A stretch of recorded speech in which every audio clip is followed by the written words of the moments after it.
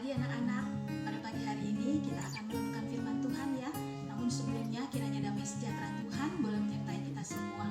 Kita akan berdoa dulu sebelum kita mendengarkan firman Tuhan. Mari kita berdoa.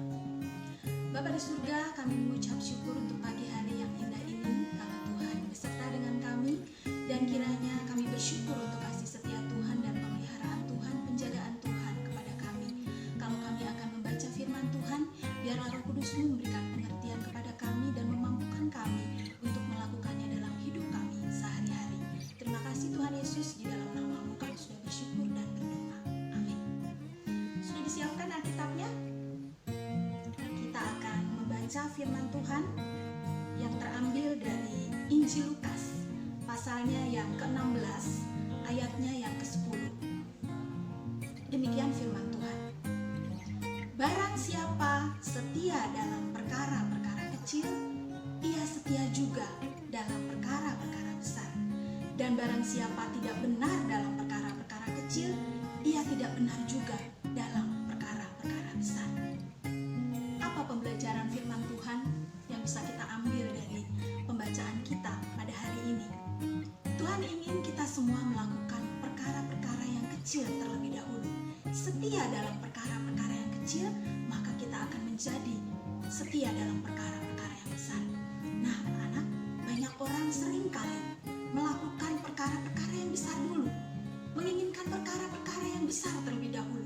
Tetapi pada dasarnya Tuhan menginginkan kita setia dalam perkara yang kecil terlebih dahulu, baru perkara-perkara yang besar.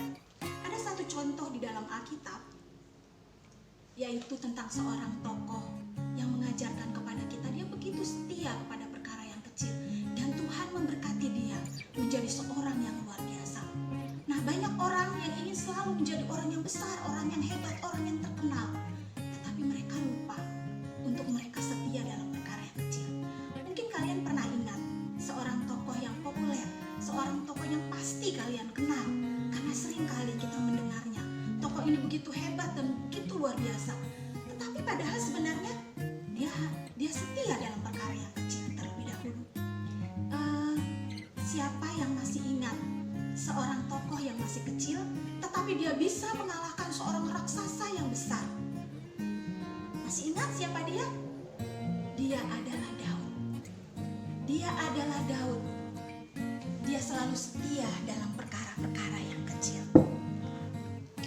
Satu ketika Tuhan menginginkan pengganti bagi Raja Saul. Kenapa? Karena Tuhan tidak berkehendak pada Saul karena perlakuannya yang jahat. Nah, ketika itu Daud disuruh oleh ayahnya pergi menggembala domba.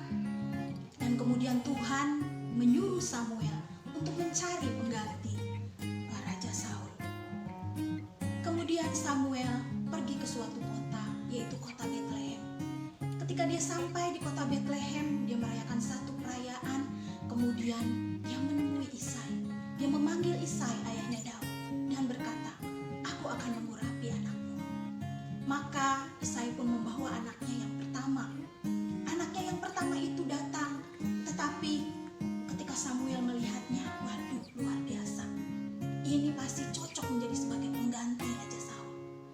Tapi ternyata Tuhan berkata kepada Samuel, apa yang dilihat oleh manusia? Manusia melihat rupa, tetapi aku melihat hati. Bukan dia yang akan menggantikan Saul sebagai raja. Maka kemudian Samuel berkata kepada Isai, "Isai, apakah masih ada anakmu laki-laki yang lain? Panggillah dia ke sini." Dipanggil anaknya yang kedua untuk menghadap kepada Samuel. Tetapi ketika Samuel melihat, ternyata benar. Badannya tinggi, gede, bagus perawakannya. Tetapi Tuhan berkata, bukan ini yang aku inginkan. Demikian dengan anak-anak selanjutnya. Anak yang ketiga, anak yang keempat, anak yang kelima, anak yang keenam, dan anak yang ketujuh. Semuanya tidak berkenan kepada Tuhan. Lalu Samuel pun berkata kepada Isai, "Bapak Isai,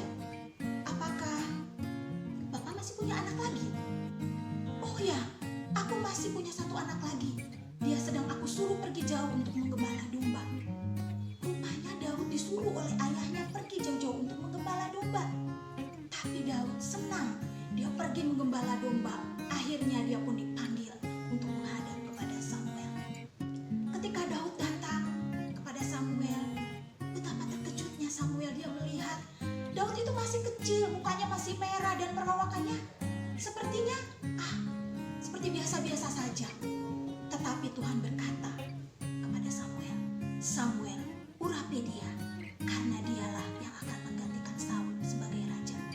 Maka Samuel pun segera mengurapi Daud untuk menjadi raja. Kemudian Samuel pun pergi. Itu perkara yang kecil yang dilakukan oleh Daud.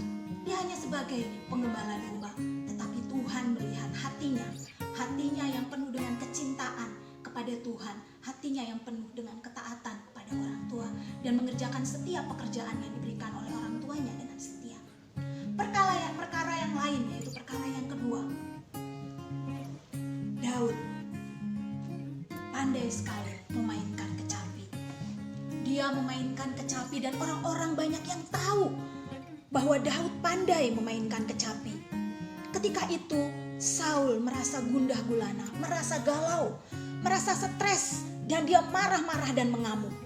Maka orang-orang pun di kerajaan berkata, ada seorang anak yang bernama Daud, dia pandai sekali bermain kecapi. Panggil dia, mungkin dia bisa menghibur raja. Maka Daud pun dipanggil. Dia dipanggil untuk memainkan kecapi di istana raja. Daud dengan senang dan sukacita memainkan kecapinya di hadapan raja. Wah, apa yang terjadi? Ketika Daud memainkan kecapinya, Saul merasa senang dan dia merasa terhibur. Sehingga dia bisa tidur, dia hilang stres, dia hilang depresi, dia hilang semua masalahnya. Sehingga dia bisa menjadi kuat dan menjadi terhibur kembali oleh permainan kecapinya Daud. Daud akhirnya dipekerjakan di istana raja. Tetapi karena dia tekun bekerja menyelesaikan perkara yang dia harus lakukan menjadi pemain kecapi, dia pun diangkat lebih tinggi lagi menjadi seorang pembawa senjata Raja Saul. Dia membawakan senjata Raja Saul kemanapun Raja Saul pergi, mau berperang, mau pergi kemana, dia selalu dengan setia dan sukacita membawakan senjata yang dibawa oleh Raja Saul. Daud begitu menyenangkan di hadapan Tuhan karena dia tidak pernah mengeluh, walaupun bagi orang, apa itu membawa senjata, mending juga menjadi prajurit atau menjadi pahlawan.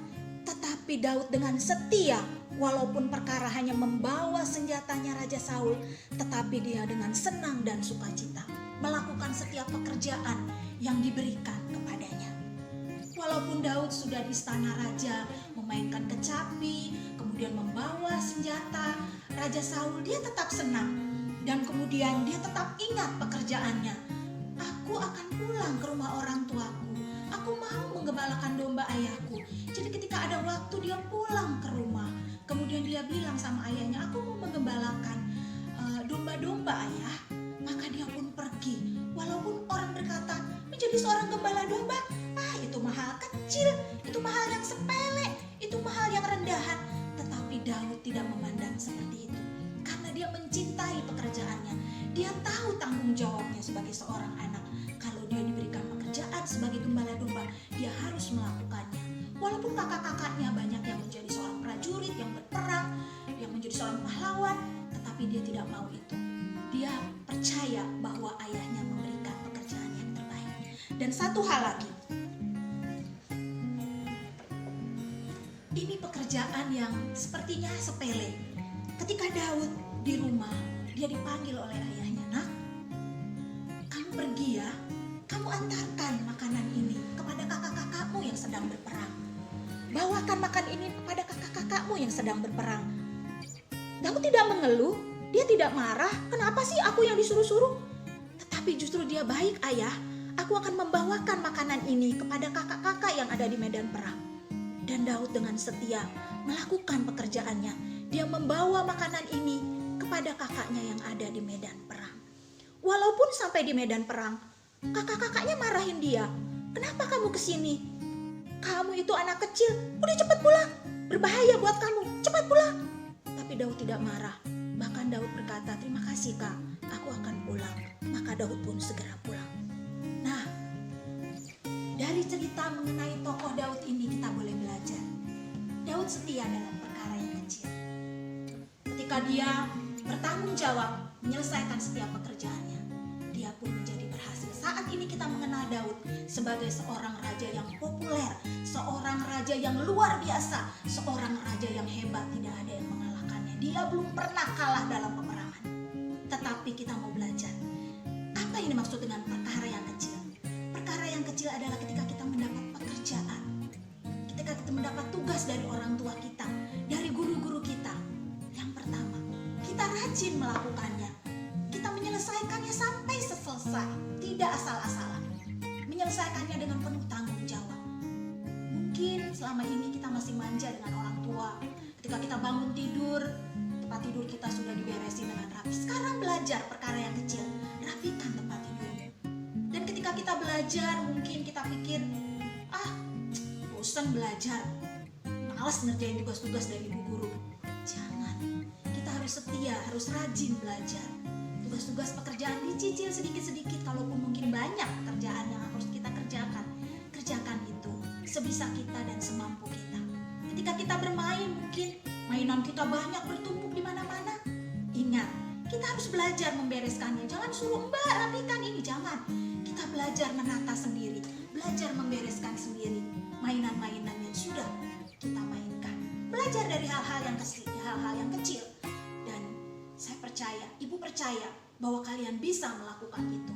Dan ketika kita sudah melakukan perkara-perkara yang kecil, contoh Daud, ketika dia melakukan perkara yang kecil, dia menjadi orang yang besar, orang yang hebat, dan didekati Tuhan.